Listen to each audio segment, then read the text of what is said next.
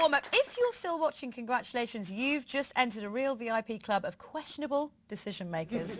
Now, let's keep this show on the road. Woo. Yes, as if we haven't spoiled you enough tonight, we are now joined by the nominees for International Group of the Year. One of their music videos features a naked man and a helicopter. Maybe don't Google that if you're next to your parents. It's Confidence Man! You both look so demure. Oh, thank you. These That's outfits. We do our best. Yeah, and you do it well. Looking at the Brits in your journey, I mean, wow. You are one of the most talked about artists at the moment. How does it feel to be nominated in such a huge year for music? Like, what does the Brits actually mean to you guys?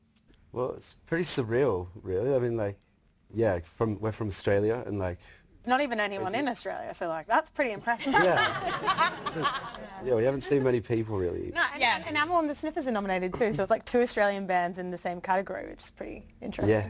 And you're the only 2 people that live there, so it's quite iconic. I know. Good for you. Is there a moment in your career thus far that you look at and go, this is why we're doing this? Because, you know, you have those pinch me moments, I'm sure you guys have experienced that too, Rachel and Danny, where you're like, wow, this is why we're doing this. This is why we want to bring the party to every stage. Well, I mean, Glastonbury definitely this year was a pretty insane moment. I mean, I tried not to think about it in the moment, because if you think about it too much, then you die. Yeah, and that's not fun. Yeah, but Brixton, we did a few Brixtons this year, and that was pretty insane, just because to have your own crowd and... Yeah. You know, we got to do whatever we wanted and no one could tell us no, so I like that. Yeah. Can you give us, all of you actually, a little bit of an insight into your studio rituals? Because I know that for you guys, at 3 a.m, that's when the magic starts happening, from what I've heard. Yeah. Just everyone give me a studio ritual that none of us know about. Mine's more 3 p.m. before the school run.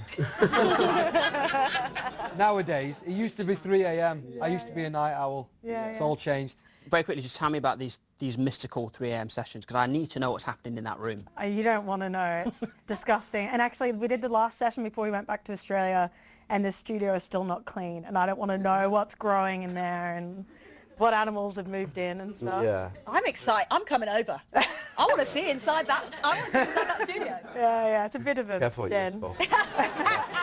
Rachel, what about you? I like my bed. I couldn't really go past 11 p.m. to be honest. My kind of but girl. you know what I mean. But what have we got happening in the studio? Is there crystals? Is there candles? Not really. I go in, usually chat to the producer for no reason for about 4 or 5 hours, and then afterwards, if I think we're vibing, then I'll be like sick. So you do a whole podcast before the So I'm studio? like, we have to chat. It's basically therapy. Essentially, apologies to all producers I've worked with, but it tends to work out quite well. It's a bit like trauma dump, let's write a song. Nice. I'm not going to lie, it's helped me with my trauma, your songs, so it's worked. It's worked. I haven't had to pay my therapist for years. Before we move on, Danny and Rachel, just one golden rule of being British that Confidence Man needs to know, because you know, you don't want to make a fool of yourself at the Brits. True. Danny, go. Never put milk whilst your tea bag's in. Oh, mine was tea related. And that's not a euphemism. Okay, Rachel, go on. Okay, I haven't really thought this one through, but my first thought was tea related, and it's like just making sure if you do a cup of tea, brew the tea bag fully. Yes.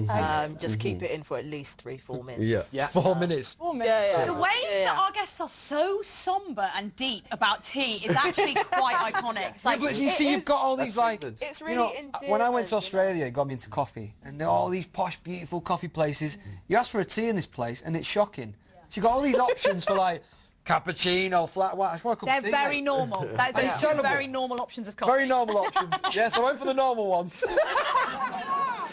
It is time for you to go and get ready to close the show. Whoop, whoop. And whilst Munya and I warm up for the world's smallest mosh pit, we go once more to Jack Whitehall, who tested his powers of prediction in a little game called What Happened Next?